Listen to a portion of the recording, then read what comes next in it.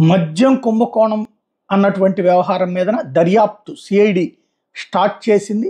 దాంట్లో భాగంగా ఎక్సైజ్ కార్యాలయంలో ఉన్నటువంటి కంప్యూటర్లన్నీ ఓపెన్ చేయించి సమాచారాన్ని సేకరిస్తున్నారు సిఐడి అధికారులు. నిన్న మధ్యాహ్నం నుంచి సిఐడి విస్తృత తనిఖీలు చేసింది. రాష్ట్ర ఎక్సైజ్ కార్యాలయంతో పాటు మరికొన్ని జిల్లాల కార్యాలయాల్లో కూడా సోదాలు చేశారు.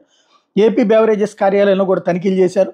ఇప్పటికే ఏపీ బెవరేజెస్ కార్పొరేషన్ మాజీ ఎండి వాసుదేవరెడ్డి నివాసంలో తనిఖీలు చేసినటువంటి సిఐడి వాళ్ళు హైదరాబాద్ తాడేపల్లిలో నివాసాల్లో కూడా తనిఖీలు చేశారు.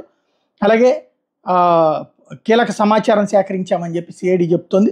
ఇప్పటికే రికార్డులు అక్రమంగా తరలించారని వాసుదేవరెడ్డి మీద కేసు నమోదు చేసినటువంటి సిఐడి అధికారులు దానికి సంబంధించిన ఆధారాలు ఏది మెయిన్ అయితే లభించేటటువంటిది గ్రౌండ్ లెవెల్లో ఏంటి ఇప్పటిదాకా ఏంటంటే మద్యం దుకాణాల దగ్గర చేయడానికి ఏముండదు, పైనుంచి మాత్రమే అన్నటువంటిది. అదేది తయారీ దగ్గరన తయారీ సంస్థలు ఎంత లంచం ఇచ్చామన్నది చెప్పాలి. అది వాళ్ళు చెప్పరు. ఎందుకంటే ఎవరు వచ్చినా ప్రభుత్వాలు మారినప్పుడు వాళ్ళకి మళ్ళీ కొత్తగా ఇస్తారు తప్పించి మేము అంత లంచం ఇచ్చామని బయట పెట్టరు. వాస్తవంగా మద్యం వ్యవహారంలో డిస్టిలరీస్ అంటే ఆ తయారు చేసే సంస్థల దగ్గర డబ్బులు తింటాం అన్నటువంటిదే సాధ్యమైంది. కింద ఉన్నటువంటి దగ్గర సాధ్యం కాలేదు. ఇప్పుడు కింద ఏం జరిగింది అన్నటువంటిది తేల్చేటటువంటి ప్రయత్నంలో ఉన్నారు. అది దొరికిపోతే కనుక ఇక పూర్తిగా వాసుదేవరెడ్డితో పాటుగా జగన్ని టచ్ చేయడానికి వీలవుతుంది.